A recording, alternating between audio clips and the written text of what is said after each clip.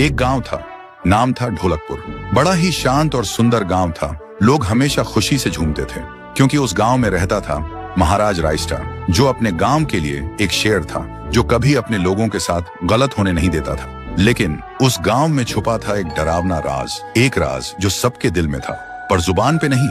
गांव के बीच एक सूखा हुआ पेड़ था जिसे लोग कहते थे श्रापित पेड़। ना कोई उसके पास जाता, ना कोई उससे आंख मिलाता। हर पूर्णिमा के अगले दिन उस पेड़ के नीचे एक लाश मिलती थी। लोग कहते रात में कोई आता है और लाश छोड़ जाता है, लेकिन कभी किसी ने कुछ देखा नहीं और देखता भी कैसे। जो देखता वो अगले दिन पेड़ के नीचे होता था। एक दिन रायस्टार ने ठान लिया, बस अब और नहीं, इस राज का अंत मैं ही करूंगा, क्योंकि ढोलकपुर का नाम मिट्टी में मिल रहा था। फिर एक पूर्णिमा की रात रायस्टार चुपके से जाकर पेड़ के पास बैठ गया। रात के 2 बजे एक आवाज आई, ठुंग ठुंग ठुंग ठुंग ठुंग ठुंग ठुंग ठुंग ठुंग सहूर। और फिर वो पेड़ भूत में बदल गया। वो भूत कुछ अजीब सा था, एक भयानक शैतानी हंसी वाला चेहरा, आंखें बड़ी बड़ी। वो पेड़ चल के एक घर के गेट को जोर जोर से खटखटाने लगता है। तभी एक आदमी डर के मारे आवाज सुन के बाहर निकलता है। वो भूत अपने लकड़ी जैसे हाथ से एक ऐसा थप्पड़ मारता कि उसकी सांस वहीं थम जाती है और उसी जगह उस लाश को ले जाता है और वापस फिर से पेड़ बन जाता था। देखते ही रायस्टार का दिल कांप जाता है, पर वो कुछ बोलता नहीं। सुबह लोग भीड़ में जमा हुए और रायस्टार ने पहली बार उस पेड़ से बात करने की कोशिश की। पेड़ के अंदर से एक आवाज निकली, क्या तुम सब भूल गए मुझे? रायस्टार बोलता है, तू कौन है?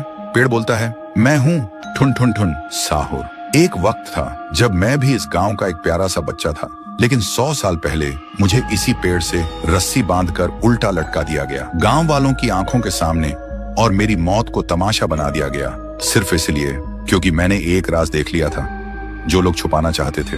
और उसी पल से मेरी रूह इस पेड़ से जुड़ गई।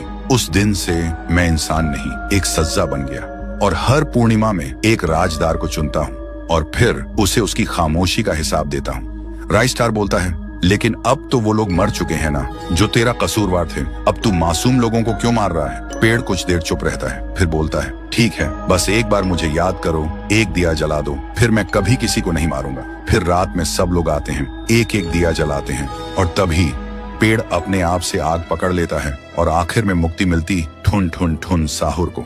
उस दिन के बाद गांव में कभी कोई लाश नहीं मिली। हर पूर्णिमा में लोग एक दिया जलाकर उसकी यादों को जिंदा रखते हैं, क्योंकि अगर भूल गए तो सपने में एक आवाज सुनाई देती थी, ठुंग ठुंग ठुंग ठुंग ठुंग ठुंग ठुंग ठुंग ठुंग सहूर।